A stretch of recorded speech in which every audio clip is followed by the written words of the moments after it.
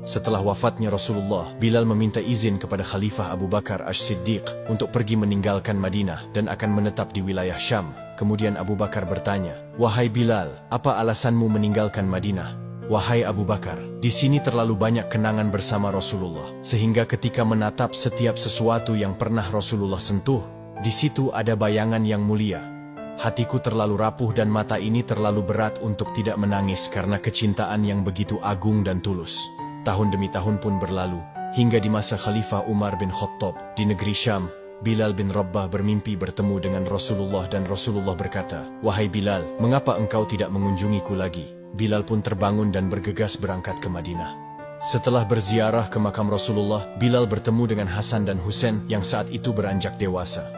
"Wahai Paman Bilal, kumandangkanlah azan lagi, sungguh kami rindu dengan suara engkau itu."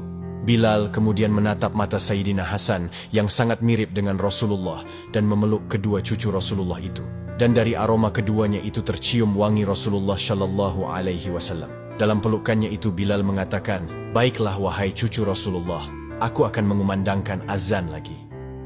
Dan di saat waktu sholat tiba, Bilal kemudian memecah barisan jamaah sholat untuk naik ke atas menara untuk mengumandangkan azan seperti yang dipinta Hasan dan Husain.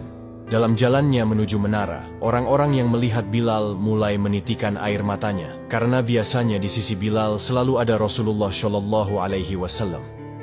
Ketika sampai di atas menara, Bilal mencoba melemparkan pandangan ke bawah, karena biasanya sebelum mengumandangkan azan, Bilal melihat ada Rasulullah di bawah sana. Ketika takbir itu dikumandangkan, orang-orang yang di masjid tak kuasa menahan air matanya jatuh menetes. Mereka semua merindukan dengan kerinduan yang sangat dalam terhadap Rasulullah Shallallahu Alaihi Wasallam.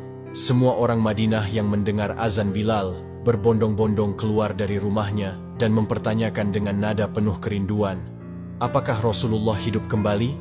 Apakah Rasulullah bangkit lagi?" Sebagian orang di masjid mengatakan, "Rasulullah tidak hidup lagi. Rasulullah tidak bangkit lagi.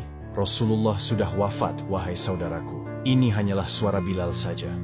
Dan ketika Bilal melafazkan kalimat "Asyhadu anna Muhammad", belum sempat kalimat itu diselesaikan, Bilal tidak kuasa menahan kerinduannya. Tangisnya pecah sampai beliau pingsan tak mampu lagi untuk berdiri melanjutkan azannya itu.